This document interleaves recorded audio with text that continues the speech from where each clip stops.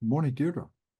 Actually, good afternoon, Tom. And how are you this afternoon? I'm good. Because I mean, because how can I remember not be good? I'm at my favorite place at New your England favorite Fishing Village. place.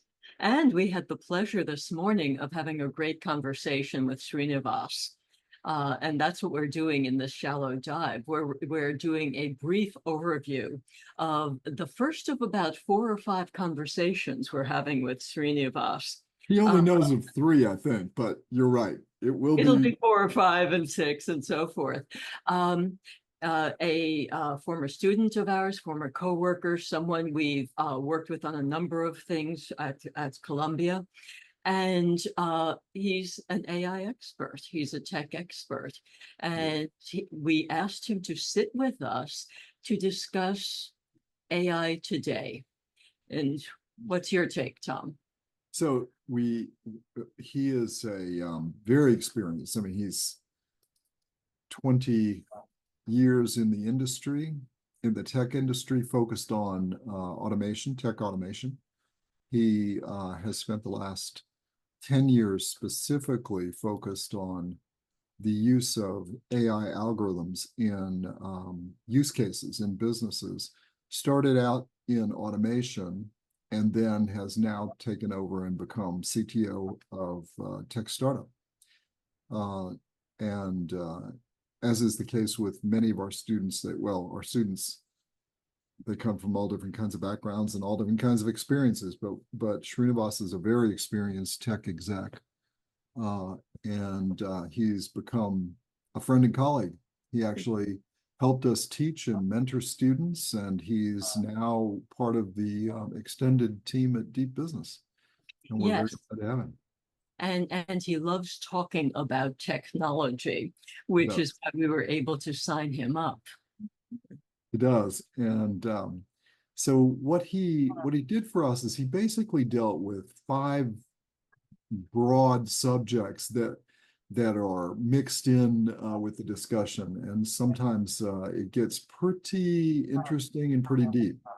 He talked about the current state of the technology. He talked about the use of the technology today, the pieces that many people might be missing, and it's interesting when he talked about the things that we may be missing, and then how the industry is focused, what they're focused on, and how that might help a use case or not so much help a use case. And then lastly, if he were looking at how would he approach the world as a CTO using it himself, what does he think about? So, Deirdre, would you like me to put the chart up that we've got that summarizes Why his don't you keep recommendations? us organized? Yes, as Yes, we it will. Yeah, that's a good point. Let me take down my notes here and I'll share this. So, whatever you do, you can actually stop this and go to the Srinivas interview because he's a fascinating individual, and he is. I mean, we actually know his son too. His young son is as brilliant as he is. and you can see the video of his long interview, and I think it's about an hour and 15 minutes, is video 17 on our YouTube channel. Yes, it is. It is. So we're doing a shallow dive. So there were really five basic things that came out. And Deirdre, I'll just summarize them and then let you come back and start with number one and elucidate on it. But it was number one, this is a technology that needs to be experimented with and not thought of as, in most cases, as you just go in and put it into production. It's best to experiment with this first at this level. And this means all the way from automation through the Gen AI uses. And we're not even talking about neural networks or quantum computing. Um, it's critical not to expose critical data, and we'll get into why. It's really important to measure, and he gives us the reasons why. And then, as a result of all the above, you need an AI strategy, and there's specific aspects of this that he brings out. And then he says, as in all things new and with all good change management approaches, and this is a change management aspect to your organization, you need an exec sponsor who is going to help you with this whole thing. So with that, Deirdre, I'm going to turn it over to you and let you take it for the next few minutes. Right. As you mentioned, Tom, Srinivas is an automation expert, and we started in automation pre-AI, and then talked about what AI does to automation. And then from there, we jumped into how executives hear about Gen AI or are being pressured into it, and how these same topics apply to Gen AI. So let me go back and to start with automation, which is where Srinivas got his start. And some of the points he made were, look, in areas where there are processes, HR, manufacturing, finance, any administration, it just makes sense to do some sort of automation, because you not only organize, you gain speed, you gain control, things just work better. And then when AI for automation started to take over, you picked up two extraordinary benefits. One was it all became easier to do, ease of use, user friendly. And then the second thing is that you even got faster, you even got more capable at doing it. The arguments for using the AI version of automation were just overwhelming. And I'm summing up a long conversation here, but we started to talk about, okay, that's automation. Most companies that have the need for automation, and that's by no means all companies, but it's the companies who do have the manufacturing, the HR, and other admin needs for it, are already using it. So then what comes next for them? And that's how the conversation slid into Gen AI. Srinivas was clear that some executives are being pressured into it. Gen AI is so much in the news that people are saying, so what are you doing here? And that's when these factors really became important. Now, when you were using the AI version of automation, you had to do all of these things. You don't simply drop something into your systems and expect it to work without having first experimented, without you making sure you have a data strategy. That was the term he used over and over again. You've got to have a data strategy so you can do any form of the AI work. You've got to see whether it's working, and you do that by setting measurements. And you always have to do this. But then, and this warms our hearts because we talk so much with leaders about strategy, Tom, you've got to have not just an overall corporate strategy, you have to have an AI specific strategy. What are you going to do within your organization with AI, whether it's automation or robotics, something we didn't get into, or machine learning, which we didn't really talk about either, or certainly when you get to Gen AI, you have to know what you're doing. You have to have a strategy around it, because the consequences just increase in intensity and danger as you get more and more into AI.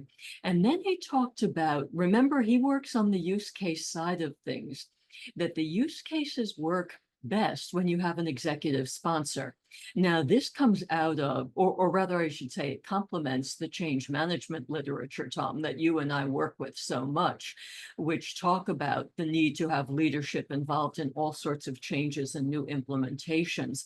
But Srinivas came up with us and said, any implementation of AI truly needs a high-level executive sponsor here. Let me catch your breath, Tom, and let you jump in.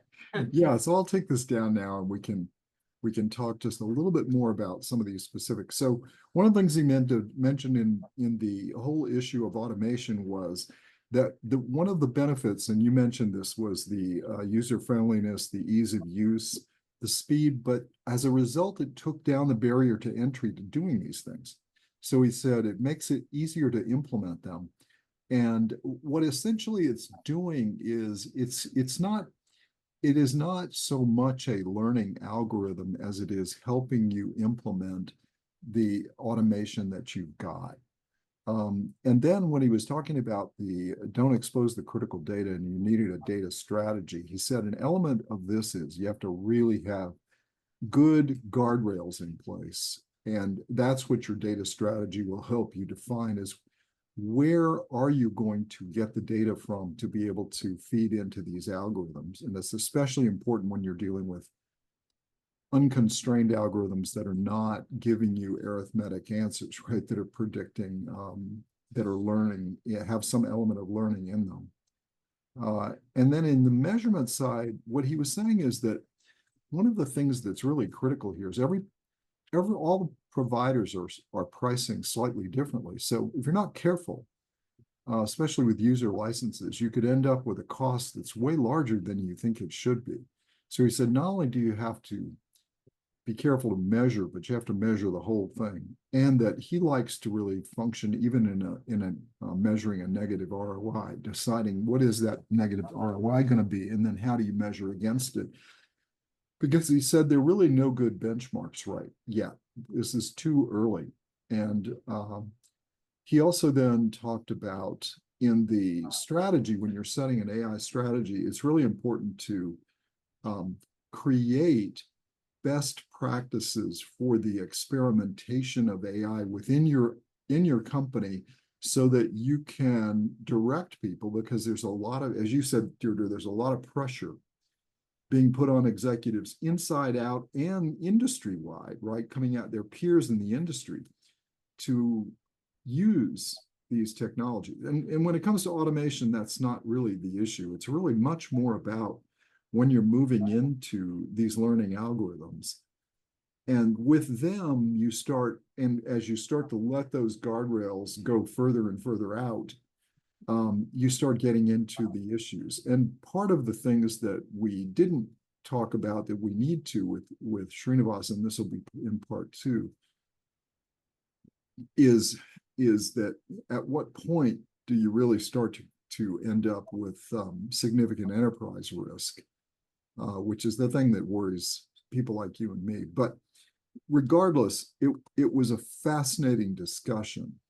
And one of the things that, we came away saying that what he's done a really good job of is level setting this for us and also giving us the intricacies and the complexity. But Srinivas, because he has such a clean mind, he was able to make this very clear for all of us in his language. You and I talk about this all the time, but it was wonderful to hear it from Srinivas, who is truly our resident expert on this.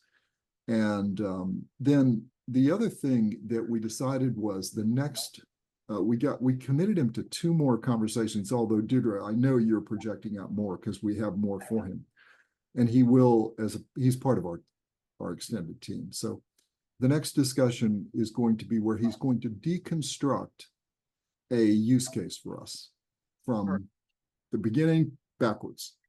And then number 3 is where he said, as a result of when you start moving into the more heavily learning algorithms, when you're starting to take off the constraints, the rules, the guardrails, as the industry calls them, moves them further out, you need to, it looks like we're going to have to develop some independent way of testing, especially in certain regulated industries.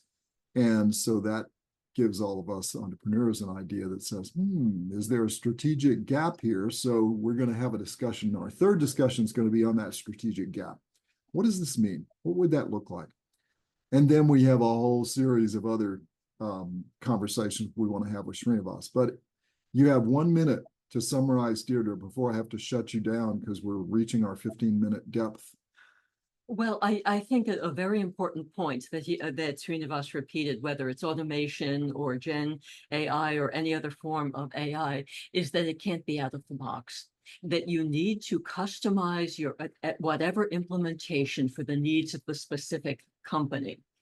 And this is important because of the use of data, the need for data strategies, the interaction of any use of AI with other parts of the organization, the need to have the right people in place, the right process in place surrounding it, and so forth. There's too much there for a company not to spend the time to build a true customized version of all of the AI that they're planning to use internally. You did it. Right on Thank you time. so much. Yes. Thank you so much, Judy. It's great to see you as usual. And you too, I will Joan. see you later. Very good. Okay. Okay, bye. Bye.